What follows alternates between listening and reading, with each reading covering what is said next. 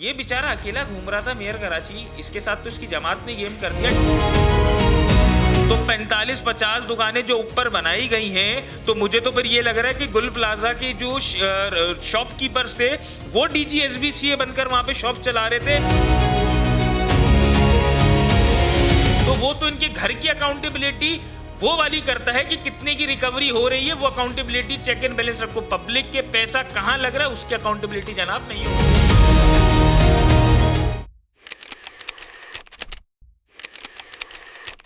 मुतालबा लेकर अदालत बैरिस्टर हसन खान गए हैं और अब इनका क्या प्लान है और इन्होंने ये दरख्वास्त क्यों लगाई है और ये क्यों चाहते हैं कि इन अफसरान को सानिया गुल प्लाजा के बाद हटाया जाए, मैं इन्हीं से जान लेता हूँ। बहुत शुक्रिया टाइम देने के लिए। बताइएगा ज़रा मेरे व्यूअर्स को क्यों अदालत गए। अली भाई, अदालत के अलावा हमारे पास रास्ता क्या है? यहाँ पर इंतज़ामी मामला फेल है। चंद लोगों ने अपनी कंपनी बनाया हुआ है कराची को। आप बताएं ना, कमिश्नर कराची का क्या काम है? कमिश्नर कराची बता दें।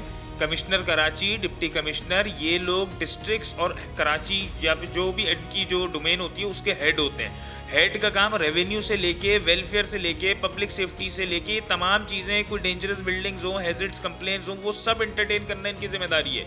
लेकिन ये माजरत के साथ ये अपने ठंडे कमरों के अंदर से बाहर अपनी गाड़ियों से, इनको कौन सा प्रोटोकॉल दिया है? क्यों ये फॉर्च्यूनर्स लेके घूमते हैं? क्यों दो पुलिस की मोबाइलें लेके घूमते हैं? अवामी नुमाइंदे हैं? ये कोई पब्लिक फिगर है? ये लोग एक नाकाम फिगर हैं। ये अवाम के कहते हैं पब्लिक सर्वेंट है। ये कौन से पब्लिक सर्वेंट नहीं, माजरत के साथ सिर्फ सूबा सिंध में ऑफिसर का लफ्ज यूज होता है। पूरी दुनिया में पब्लिक सर्वेंट कहा जाता है। ये कहते हैं हम सरकारी अफसर हैं और अब तो नया लकब मिल गया इनको, सरकारी बाबू। मैं ये भी चाहूँगा बैरिस्टर हसन ये भी बताएं ना कि सिंध बिल्डिंग कंट्रोल अथॉरिटी ने तो कह दिया है कि जनाब हमसे नक्शा जो है वो पास कराया गया था, मगर लगाया कुछ और है, बनाया कुछ और है, मजीद दुकानें जो हैं वो निकाल ली हैं। तो ये अंधे थे? DGSBCA इस्तीफा दे देते। डायरेक्टर SBCA जो डिस्ट्रिक्ट साउथ का था, एक बड़ा नामी ग्रामी आदमी, मैं नाम लेना भी पसंद नहीं करूंगा, वक्त आने पे लूंगा, वो उसकी जो थी वो आशीर्वाद उसको किसका हासिल था नहीं पता। बिल्डिंग इंस्पेक्टर जिसका काम इंस्पेक्शन होता है, बिल्डिंग बनने से पहले भी, बिल्डिंग बनने के बाद भी, वो अंधा था या वो जाहिल था या वो नाकारा था, ये नाअहली इन्होंने आज साबित कर दी है। अभी SBCA का बयान सुन रहा हूँ, SBCA बयान दे रही है कि वहां पर 1000 कुछ दुकानों की जगह थी, जबकि 47 या 50 दुकानें ऊपर बनाई गई हैं।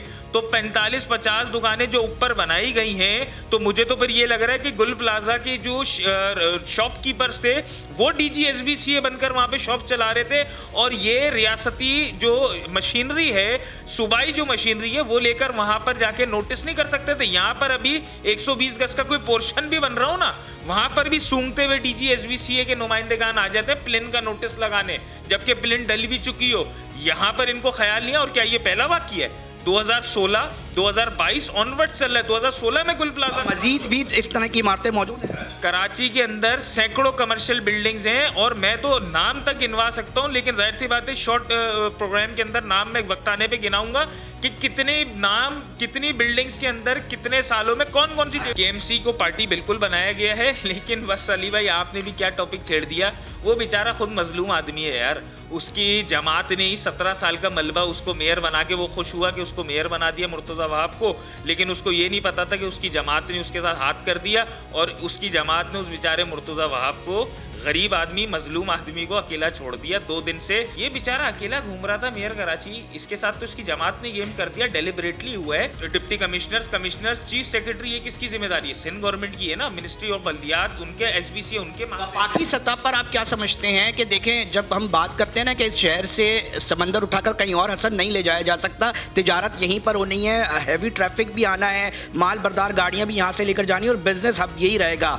तो इसके अंदर एक सवाल पैदा होता है कि फिर ये जो मामला आता है ना कि जब ये बात की जा रही होती है कि जी वफाकी हुकूमत को भी कुछ ना कुछ इसके अंदर अपना इंटरवीन करना चाहिए, तो जनाब पैसे कलेक्शन के अंदर तो वफाकी हुकूमत नज़र आती है, बट जब बात की जाती है कि जी अब कुछ देना भी है तो वो कहते हैं 18वीं आईनी तरमीम में सूबे से मांगो।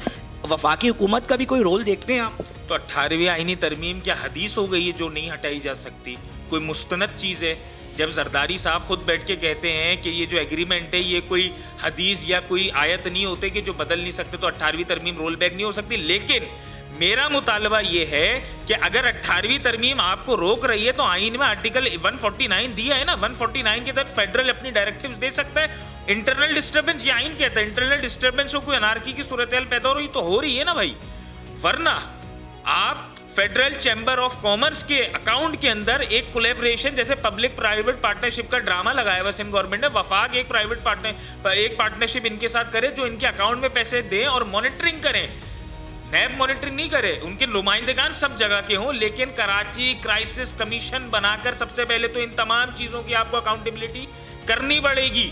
149 के तहत वफाक के कंट्रोल में कराची को लेना होगा और कराची का जो बजट है जो वफाक से देते हैं एनएफसी, जो एनएफसी मिलता है और पीएफसी नहीं होता, वो एनएफसी अब डायरेक्ट कोई ऐसी 28वीं तरमीम आ रही है ना उसमें निकालें आप और डायरेक्ट इस तरीके से लाएं कि जैसे मुशर्रफ साहब के टाइम पे केएमसी के अकाउंट में डायरेक्ट पैसे आते थे। तो मैं केएमसी की तो बात नहीं करूंगा, लेकिन आप फेडरल चैम्बर ऑफ कॉमर्स और दीगर स्टेक होल्डर, भाई स्टेक होल्डर सिर्फ हुकूमत नहीं होती, स्टेक होल्डर सिर्फ सियासी जमात नहीं होती। इस मुल्क का 70% जो रेवेन्यू है, जो आपके ताजिर दे रहे हैं, जो आपकी बिजनेस कम्युनिटी दे रही है, वो होती है। इसके साथ साथ मैंने आईनी दरख्वास्त में ये मुतालबा किया है, इस्तदा ली है कि इसके ऊपर JIT कॉन्स्टिट्यूट करें।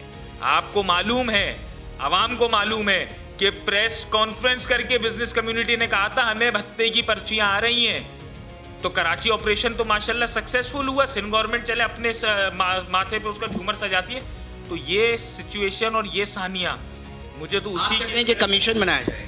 कराची क्राइसिस कमीशन नहीं बनेगा जब तक, और उस कराची क्राइसिस कमीशन के अंदर रिटायर ऑनरेबल जजेस, रिटायर्ड टेक्नोक्रेट जब तक नहीं होंगे तब तक आप कराची की अकाउंटेबिलिटी कर ही नहीं सकते। एंटी करप्शन इनके मातहत, नैब यहाँ कर जो डीजी नैब लगता है वो 18वीं तरमीम के बाद इनके मातहत, होम डिपार्टमेंट इनके मातहत। तो वो तो इनके घर की अकाउंटेबिलिटी वो वाली करता है कि कितने की रिकवरी हो रही है, वो अकाउंटेबिलिटी चेक एंड बैलेंस रखो। पब्लिक के पैसा कहाँ लग रहा है उसकी अकाउंटेबिलिटी जनाब नहीं हो रही। बहुत शुक्रिया। बैरिस्टर हसन खान ने अदालत से आईनी दरख्वास्त इन्होंने की इस्तदा की है।